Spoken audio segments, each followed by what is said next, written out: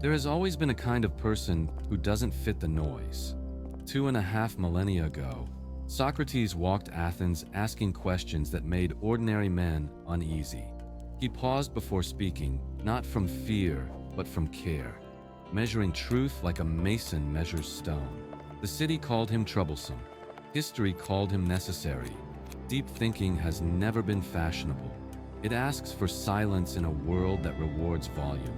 It notices what others speed past, the way light slides across a wall, the tremor behind a word, the distance between what people say and what they mean.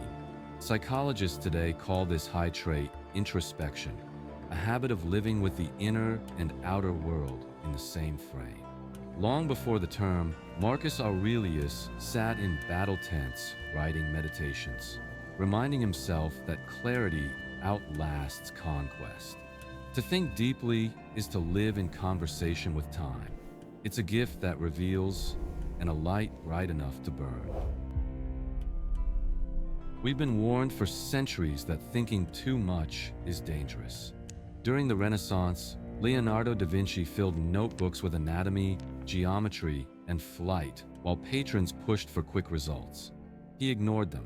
Speed repeats, reflection reveals.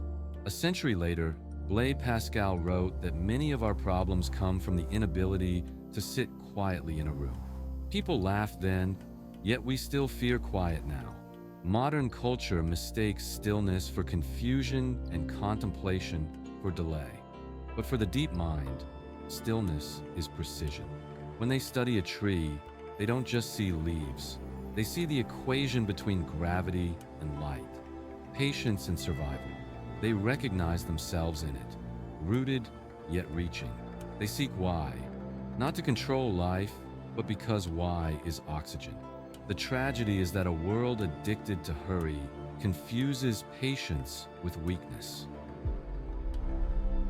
In 1879, Wilhelm Wundt opened a small laboratory in Leipzig and asked students to describe their thoughts as they formed. It sounded strange, watching the mind from inside the mind. But that experiment birthed modern psychology. From it came metacognition, the ability to think about thinking. Most people visit that state briefly. Deep thinkers live there like divers live in water. Inside their brains, the default mode network hums even at rest, linking memory to imagination, logic to feeling. This storm of associations powers creativity and self-doubt. When you can see your thoughts forming, you also see their cracks. Awareness becomes a mirror that reflects every flaw in high definition. In Wundt's dim rooms, instruments clicked, clocks ticked, students described the texture of a thought as if thought were a thing you could hold. The scene is quiet, almost sacred, and slightly unsettling. The more precisely they observed, the less certain reality felt.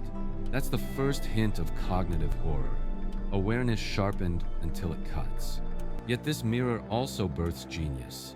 Einstein would later say, imagination is more important than knowledge. He was describing the same landscape. 1 foot in measurement, 1 in wonder. Every era translated solitude differently. The Romantics made it their workshop. Wordsworth walked miles through mist to write with his feet. Emily Dickinson rarely left her room. Her window became a universe. Both proved isolation can be fertile when the soul is listening. Deep thinkers today do the same in cafes and parks. Headphones in, gaze soft, mind sorting signal from noise. They practice what researchers call depth processing, storing experiences with rich emotion rather than plain data. That's why nostalgia strikes like weather. Memory is multi-sensory, multi-meaning, but the lens that reveals can also distort. Too much inward gaze curves reality inward. Rooms grow small, silence turns heavy. Reflection becomes rumination, not negativity, but analysis stuck in gear. Replaying scenes for a closure life refuses to provide. Here the dread is subtle. The clock that seems louder at night, the hallway that feels longer when you're alone with yesterday. The idea that the more you map your mind, the less shelter it gives. So the wise learn boundaries. Rituals that anchor thought to body. Walking, journaling, making. Solitude becomes maintenance, not exile.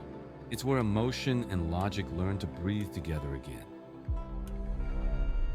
The 20th century proved that thought can both illuminate and unmoor. Carl Jung mapped the unconscious and warned that whoever looks into the abyss must expect the abyss to look back. He named the shadow, the parts of ourselves we refuse to see. That language still explains the fear that visits honest minds at 3 a.m. Jean-Paul Sartre and Simone de Beauvoir turned reflection into responsibility. They taught that freedom is heavy because every choice writes a self. It is exhilarating and terrifying. Einstein bent space and time, and then admitted imagination itself frightened him. It felt limitless, alive, impossible to contain. Across every discipline, deep thinkers faced the same quiet terror. The more precisely they observed reality, the less certain reality became. Their discoveries widened the light, but also revealed the shadows at its edge. That's the hidden horror of awareness. Not ghosts in corridors, but ideas that will not let go. A theorem that haunts its author, a sentence that stares back at its writer, a pattern once seen that can never be unseen. The library feels alive, ink trembles on the page, a reflection lingers a moment too long in the glass. Not magic, just mind turned too sharp. Yet without those long stares, civilization would crawl in darkness. Depth demands balance. To look long enough to reveal truth, but not so long that truth erases the ground beneath your feet. In 2001, fMRI scans revealed the resting brain was not at rest. Researchers like Marcus Reichel identified the default mode network as a system organizing identity, empathy, and memory during quiet. Later work, e.g., Judson Brewer, showed how mindfulness alters this network, proof that awareness can be trained. Deep thinkers live in this circuitry.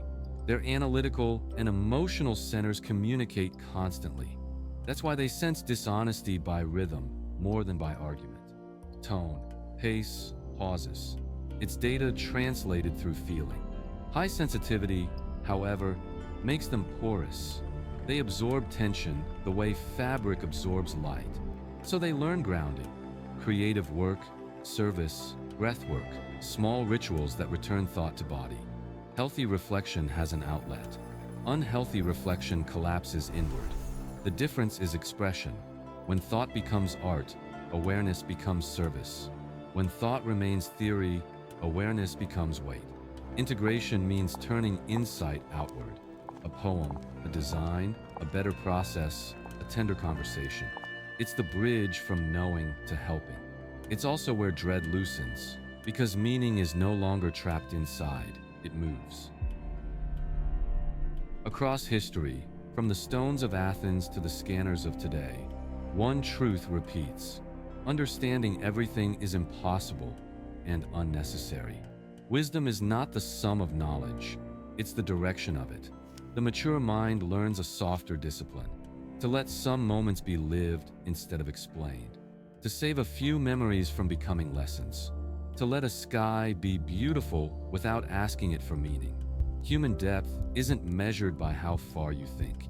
It's measured by how gently you hold what you understand. So you choose people over perfection. You pause not to polish a sentence, but to protect a heart. You ask, "What do you need?" before, "Why did it happen?" You let silence mean, "I'm with you," not "I'm analyzing you." You apologize without a thesis. You forgive without a speech. You keep your notebooks, yes, but you also keep a chair by the window for the people you love. When the old spiral returns, the need to re-explain the past, you practice a smaller bravery. You put the mind down gently and pick up a moment. A call, a walk, a laugh. You let music do what language cannot. You let presence be smarter than analysis. Because in the end, the story of deep thinkers isn't intellect against emotion. It's intellect with compassion. It's the lineage of Socrates, Leonardo, Wundt, Jung, and every quiet soul who ever stared at the horizon and asked why. Learning to say, I'm here before I'm right. The world will keep moving fast. Speed forgets. Depth remembers. Be human first. Think deeply second. Turn awareness into care. Insight into action. Questions into kindness. That is the kind of depth that outlives us.